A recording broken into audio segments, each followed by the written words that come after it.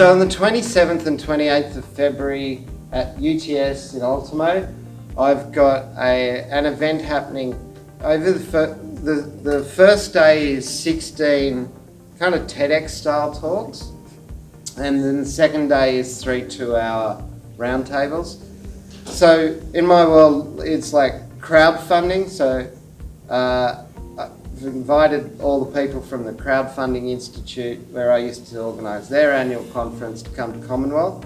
We're going to talk about how when you give stakeholders an actual stake, how does that change the running of the business?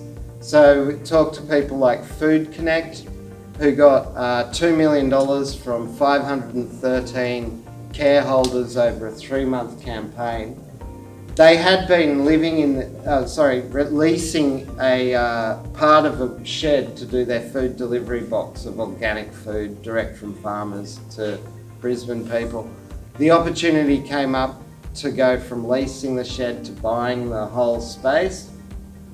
So they went out to their crowd, got $2 million to buy the place and turn it into a fair food hub. Now all those people came in via equity crowdfunding. They purchased on the opposite promise of a unicorn.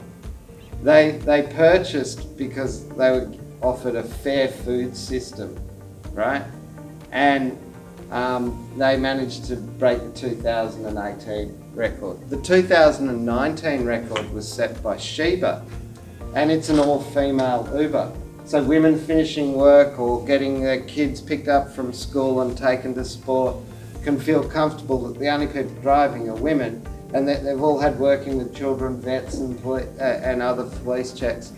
So equity crowdfunding is really about the crowd and not so much the funding, although most of the industry has it arse about. They think that they're finding the next unicorn, when actually the unicorns are preferring to go with venture capital, not with the crowd.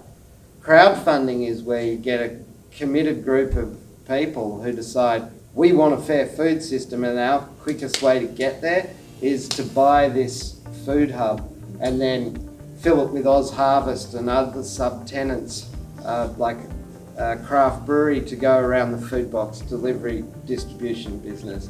And so when the crowd says we want something, then the funding becomes quite a norm.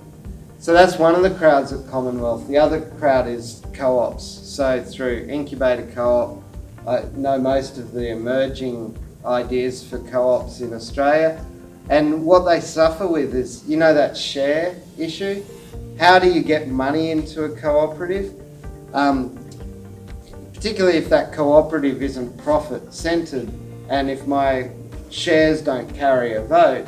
As an investor, there's a lot of other safer places to park your money.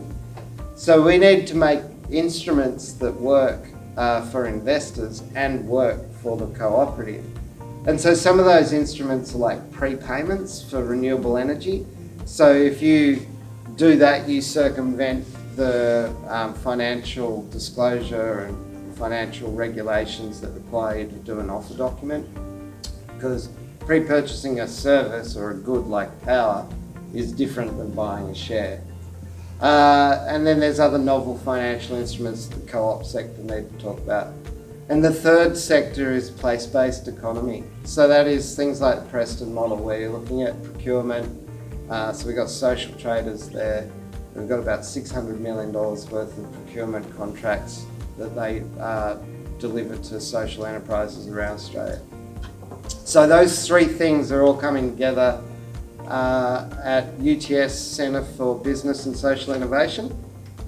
The first day is 16 speakers giving you a whole flavour of when stakeholders have a stake. And then the day two is an equity crowdfunding roundtable. We're going to ask ASIC, why were there like 15 licensed intermediaries and 8 of them didn't post a single deal yet?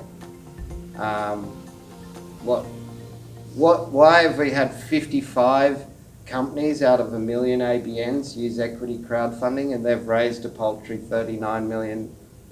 8 million of that was for craft beer. You know, that's saying something about Australia's habits. That's the Equity Crowdfunding Roundtable. The second roundtable is the Business Council of Co-ops and Mutuals, talking about innovation exchange between, say, the blockchain neo-mutuals and the existing health fund mutuals. What can they learn from one another about actuary and transparency and single entry of data and privacy? And then the third one is the catalysing of a thing called the Sydney Commons Lab, which is basically working with the City of Sydney, the anchor institutions of UTS, etc., to try and get a Commons Lab permanently established. So one of the best examples of Commons recently, it isn't for Newcastle but it is for Sydney, is they had all these bushwalks all around Sydney Harbour, but when civic society said, well, why don't we join all these bush trails, and now you can walk from Bondi to Manly around Sydney Harbour 50 kilometres continuously. That's a commons because it's changed our obesity, our health, our tourism attractions, it's brought money into it, but there was no company or profit motive that was ever going to get the 50 kilometre Bondi to Manly bushwalk created. It was commoning. So how do you create more opportunities for more Bondi to Manly bushwalks to be created for Sydney? And that's really the topic of the third roundtable. Love anybody who wants to come. That's my sales pitch. When's your date? 27th and 28th of February. Yeah.